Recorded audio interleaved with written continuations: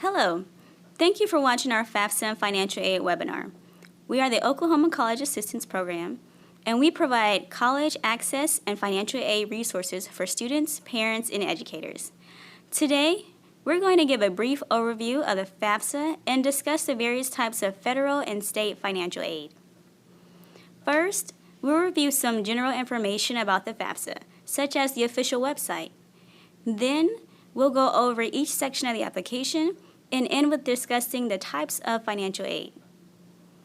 The Free Application for Federal Student Aid, or FAFSA, is an application that allows students to see their eligibility for various types of financial aid.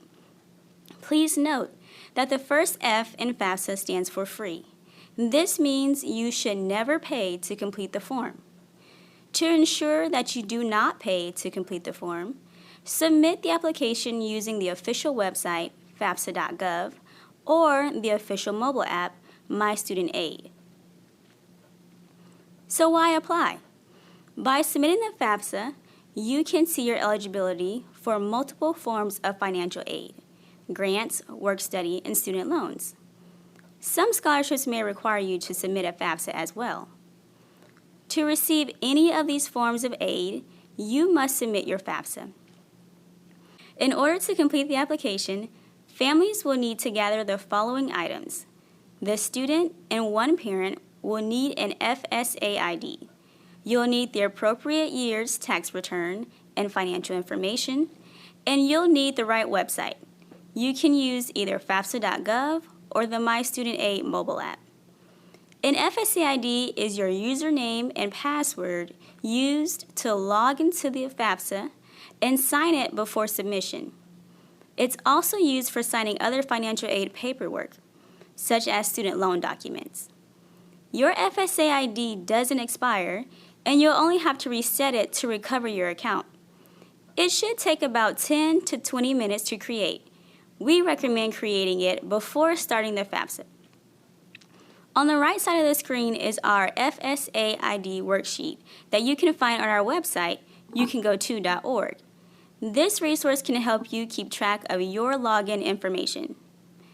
There are 8 sections on the FAFSA. We'll be highlighting a few key areas that students and parents should note. After you've logged into the application with your Fsa Id, you'll be asked to create a save key. This is a temporary password consisting of 4 to 8 characters that allows you to save your work and return at a later date to finish the application. It's only for this specific year's application, so you'll have to create a new save key for each year's FAFSA. A note on the save key is that if your parents want to log in and complete the parent section of the application at a different time than you, the student, they will need to know the save key. Otherwise, they can't access your FAFSA. After creating your save key, you'll be prompted to choose a FAFSA year. Typically, there are 2 options. Choose the correct year for which you'll need financial aid. If you have questions, contact your school's financial aid office to determine which FAFSA year you should select. The application will ask you to provide your demographic information, such as your name, address, and marital status. Report your marital status as of the day you submit the application. Even if you plan on being married within the coming months, but are still single, be sure to state that your current status is single. Male students will be asked if they are registered with Selective Service. It's a federal law that 18-year-old male citizens must register with Selective Service within 30 days after their 18th birthday. This can be done on the FAFSA or by accessing sss.gov. Male students who don't register will not be able to receive financial aid. For those who haven't decided which college they'll attend, you can send your FAFSA to up to 10 colleges at one time. To choose from different cities and/or states, click Add More Schools in the bottom right-hand corner of the browser instead of Next. Doing so allows you to search for other schools you're interested in attending before moving on in the application process.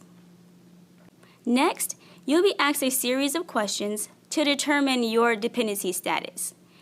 Answering no to all the questions means you're a dependent student and must provide parental information. Answering yes to any question means you're an independent student and won't have to provide parental information. If you answer all no's but can't provide parental information, you should select I am unable to provide information about my parents. By selecting this option, you may only be eligible for unsubsidized student loans. If you do select this option, the next page will give you a list of circumstances that are typically acceptable reasons for not providing parental information. If you have any questions about your dependency status, contact the Financial Aid Office to explain your situation. It's best to continue completing the FAFSA and submit it, even if you do have a special circumstance. You can correct it later if necessary. The IRS data retrieval tool allows parents and students who've completed a tax return to transfer their tax information from irs.gov to fafsa.gov. FSA IDs are needed to access this tool. Even after using the tool, you and your parents may still need to provide other financial information on the application, but some fields will be completed for you. After completing your FAFSA and reviewing it for errors, you'll need to sign the application with your FSA ID. One of your parents will need to sign it with their FSA ID as well. Parents who don't have an FSA ID will need to fill out a signature page and physically mail it to the address provided at the bottom of that page. Once you've signed the application, be sure to click Submit. Next, you'll see a confirmation page stating you've successfully submitted your application. On this page, you'll also see the schools that will receive your FAFSA results, and you'll see your expected family contribution, or EFC.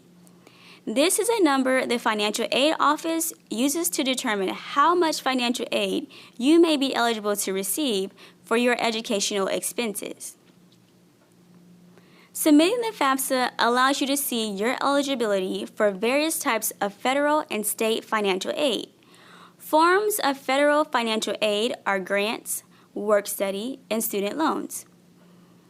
Before explaining the various forms of federal aid, it is important to define the term financial need. Financial aid is awarded based on financial need, so understanding what is considered need can be helpful when you're looking at financial aid offers and planning for college costs. Financial need is the difference between the student's cost of attendance and the expected family contribution, or EFC. Remember that the EFC is a number the Financial Aid Office uses to determine how much financial aid you may be eligible to receive. Cost of attendance is the estimate of total educational expenses for a particular school.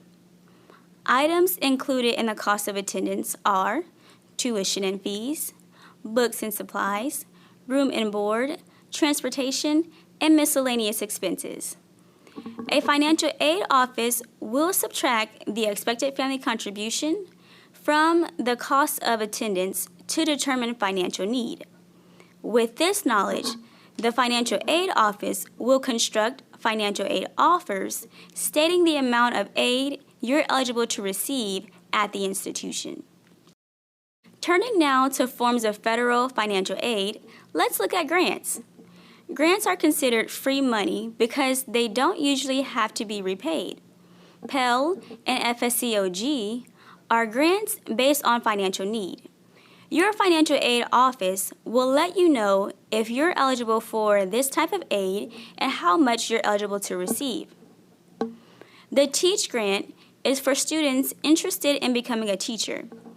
It's important to know that this grant requires students to work in a high-needs field, teach for 4 consecutive years after they graduate with their degree, and continually submit documentation of their progress to the U.S. Department of Education. Failure to meet these specific requirements could result in this grant turning into a loan that you will have to repay. Read all documents and follow guidelines to ensure this remains a grant. The Iraq and Afghanistan Service Grant is for students who've lost a parent or guardian in Iraq or Afghanistan after 9/11 due to military service. If this applies to you, please contact your financial aid office. Another type of federal financial aid is work study. This aid gives you the opportunity to work on or sometimes off campus to earn money for college expenses. It's a great way to gain work experience while in college. A different type of federal financial aid is federal subsidized student loans. These are awarded based on financial need, and the government pays the interest on the loan while you're enrolled in school at least half time. As with all loans, only accept what you need. Federal unsubsidized student loans are another type of federal aid. These are not based on financial need. The student is responsible for interest during all periods. This means interest is always accruing on the loan while you're in school. While you're responsible for paying the interest on the loan, you don't have to do so until after your grace period. When a student drops below half-time enrollment status or graduates, they'll have 6 months before their student loan repayment process begins. This 6-month period is called a grace period. Although you don't have to pay the interest while you're in school, doing so could help you pay off your student loan faster. Again, only accept what you need. Another federal student loan is the Parent Loan for Undergraduate Students, or PLUS, that provides additional assistance for dependent students. A parent of a dependent student can receive a loan to help with their student's education. To receive a PLUS loan, the parent must be creditworthy. The parent and student must also complete a separate application besides the FAFSA to apply for this type of aid. Remember to only accept what you need. Another type of financial aid is state financial aid. These programs are specific to your state. One form of state financial aid is the Oklahoma Tuition Aid Grant, or OTAG. This is available for eligible Oklahoma residents. Students must submit a FAFSA to apply. The maximum you could receive is $1,000 per year at a public school or $1,300 at a private institution. A second form of state financial aid is the Oklahoma Tuition Equalization Grant, or OT. This is available for eligible Oklahoma residents who will be attending a private Oklahoma school. Students must submit a FAFSA in order to determine their eligibility. The grant is a maximum of $2,000 per year. Families must make $50,000 or less to qualify for the grant. Oklahoma's Promise is a tuition-only scholarship that students can apply for in the 8th, 9th, or 10th grade. Students who receive Oklahoma's Promise must submit a FAFSA each year they're in college to receive their scholarship award. Other forms of financial aid are scholarships. This type of aid is free money that usually doesn't have to be repaid. They can be awarded based on financial need, skill, hobbies, merit, and more. Visit youcangoto.org and okcollegestart.org to search for scholarships.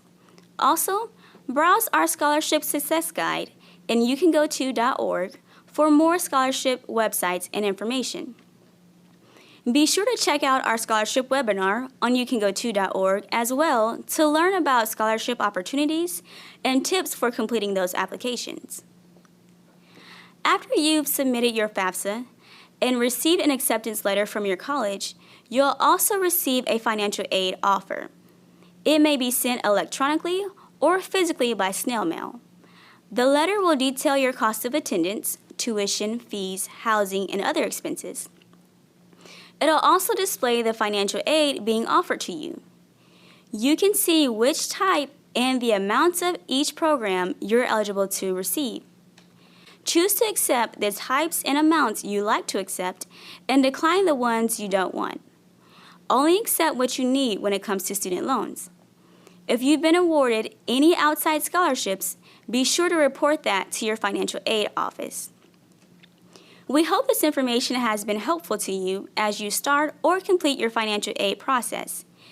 If you have any questions about financial aid or the FAFSA, please contact us. Don't forget to check out the scholarship webinar on our website, youcango2.org, to learn about other resources that can help you cover college expenses. Thank you again for watching. Take care.